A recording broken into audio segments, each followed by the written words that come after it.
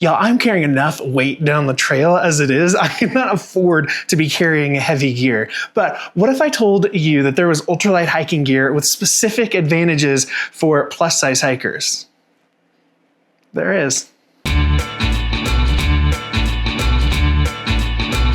Hey y'all, I'm Jeffrey. Welcome back to my channel where we talk about all things hiking, backpacking, ultralight gear that works for everyone, or at least that's what we're talking about today, especially gear that works for plus size hikers. So today I'm sharing my top ultralight hiking gear essentials for plus size adventures that make hitting the trail a breeze. Now, this is part one of a 3-part series, so be sure to watch the other videos where I'm gonna dive into other ways to stay comfortable on the trail and share pro tips for making hiking easier for we thicker hikers.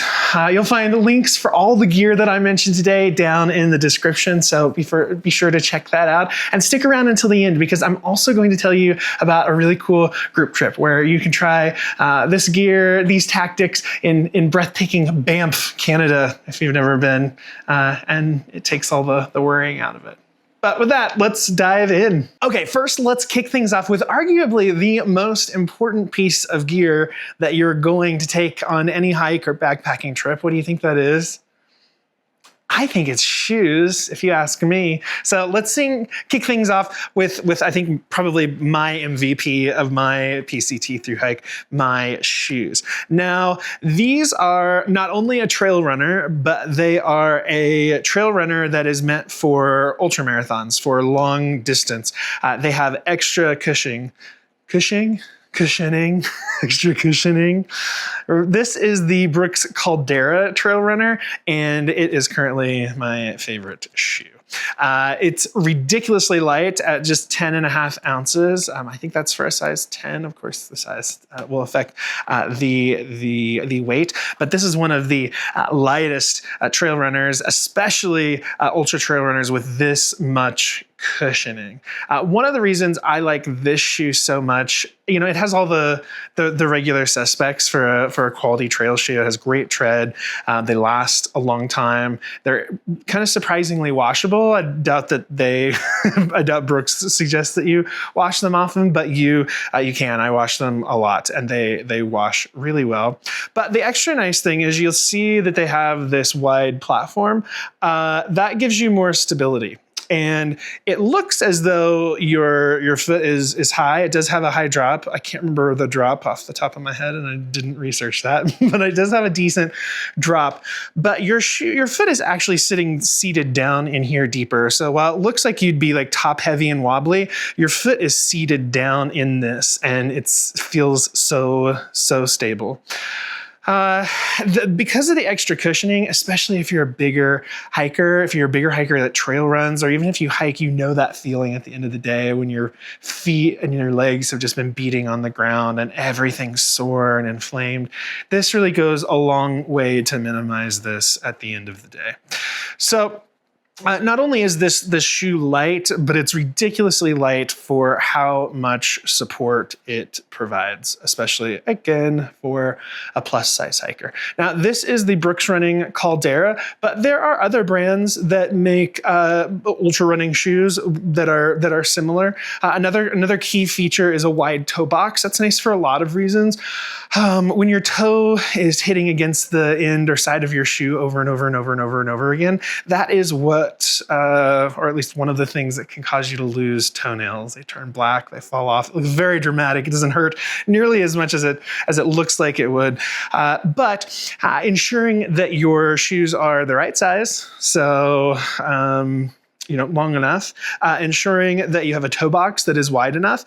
This was perfect for me, but there are brands that have even wider toe boxes. Ultra, for instance, it's Altra.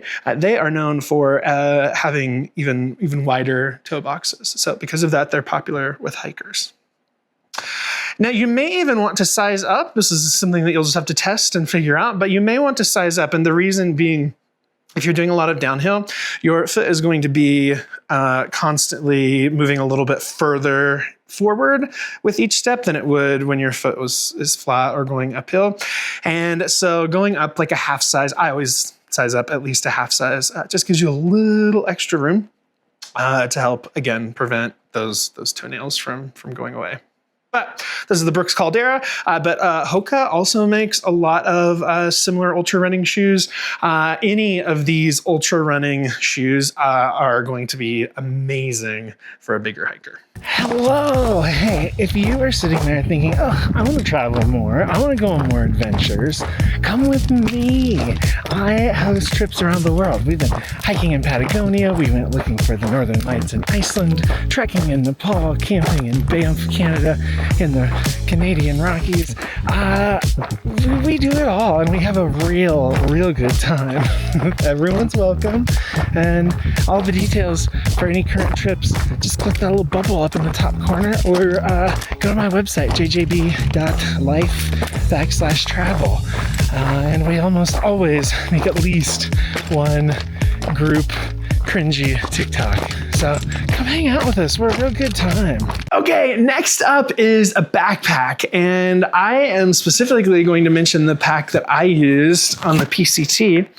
It's not really meant to go over two shirts like this, but this is the Nashville Pack Cutaway 30. This is the pack in the Alula fabric. And it is insanely lightweight. I'm not sure which, the stated weight is 12.3 ounces. I'm not sure which fabric that is, but this is insanely light. I've made other content about this, so I won't go on at length like I typically do about this pack. But the reason that I love it is because of the running vest style straps in the front. Running vests that have like hydration packs in the back that are meant for like trail runners, ultra runners. They have these thicker straps like this on the front because the contents on the back needs to be more stable, needs to be more strapped down. So traditional straps just don't provide as much. You want it to just be like sucked to your body in a comfortable way. You don't want a lot of bounce. But these also have a lot of advantages for bigger hikers. They just hug your curves in a different way. They don't put weird pressure on fat rolls and things the way that some other backpack straps do. And one cool thing about Nashville Pack is that all of their packs are modular. So you buy them in pieces. So you buy the pack body separate from the straps, from the hip belt, from any of the other accessories. So I like that because I have multiple packs. So I haven't had to buy, you don't have to pay for the straps and all those things on every pack because again, they're modular. So I can throw these straps onto any of the Nashville packs that I have. Another thing that I'll mention, one modification I did right here, this strap did cut just not cut, but it did put a little bit of pressure and chafing. And so these are actually their seatbelt covers. They're Velcro seatbelt covers for like children, they're supposed to go on the seatbelt, like to pad them. I just got them on Amazon for, I think, like less than $2 and they were perfect. I just put them right here and sometimes it would chafe a little bit and I just put them somewhere else. So if you're a bigger hiker, whether it's this pack or another pack that you're using, if you're having problems with that, these might be a solution for easing some of that chafing and pressure from those thin straps that cut my side boob like a knife. Okay, now this last thing is, I guess, not about gear. It definitely isn't about gear, but it's something that I think every hiker needs to master. And it may seem odd at first, but let me explain. And that is squatting. So out on the trail at camp, there are no chairs, there's no sofas, there's no recliners, there's nowhere to sit down. And so being able to squat comfortably is really a game changer for camp life. Now, you may not be doing the variety of camping or backpacking where you don't have access to a toilet or even a pit toilet. But another reason to get comfortable squatting is if you're going to need to poop in nature in holes. It can be really uncomfortable. It's hard. It can be uncomfortable for bigger people to squat. And it's especially hard to like take care of business when you're that uncomfortable. So not learning how to squat, but being comfortable squatting and staying in a squatting position or sitting on the ground can really go a long way to making you more comfortable on the trail. So, whether you're cooking or just tying your shoes or taking a break, squatting comfortably just allows you to do it all a lot easier.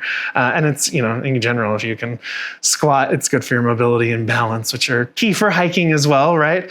So if you're not used to hiking, there's tons of exercises you can do to build up your strength. I am not a personal trainer or a physical therapist, so I'm going to let Google handle that part. I'll avoid giving you advice about something that I'm not an expert in, but trust me, it will be worth it on the trail to invest in that in the future, in advance. So practice squatting at home. Do it with your pack on. It's a lot of weight, so you may think that you're pretty good, like chilling and squatting, staying in a squatting position. You won't have your pack on when you're at camp or pooping. Probably, who knows? I guess it could be an emergency, but in general, it's just going to help you get a feel for balance, which is a skill you're going to need on the trail when you're pooping, quite frankly. Hey, do you want to experience all of this gear in action on absolutely breathtaking trails? Well, my Banff group trip this September is the perfect opportunity to do that. We're going to hike some iconic trails like Lake Louise, Moraine Lake, and then, the biggest perk is that we handle all the logistics, gear, meals, transportation. So you just have to focus on having an incredible time. And it's perfect for anyone who wants to explore the outdoors without the stress of planning. So if you are newer to camping or backpacking, this is going to be the perfect first trip because most things are provided for you. Everything is planned for you. And this is not like rough it backpacking. We'll be in very well-established campgrounds with amenities like showers and general stores and things like that. So it's a really, really comfortable way to camp for the first time. All right, y'all, this was part 1. Don't forget to check out part 2 and part 3, where I'm going to list more things that I think are essential, if only helpful for plus size hikers. So we covered lightweight hiking shoes today, ultralight backpacks, and my bonus squatting tip to improve your hiking experience, but it really will make a difference, I promise. All right, so don't forget to check out part 2, where we're going to talk about staying comfortable on the trail. We're going to talk about layers, trekking poles, and tents. So check out the description for links to all the gear I mentioned, my group trips, as well as the rest of the videos in this series. Thanks for watching, y'all. Happy hiking. Want to watch another video? Click here.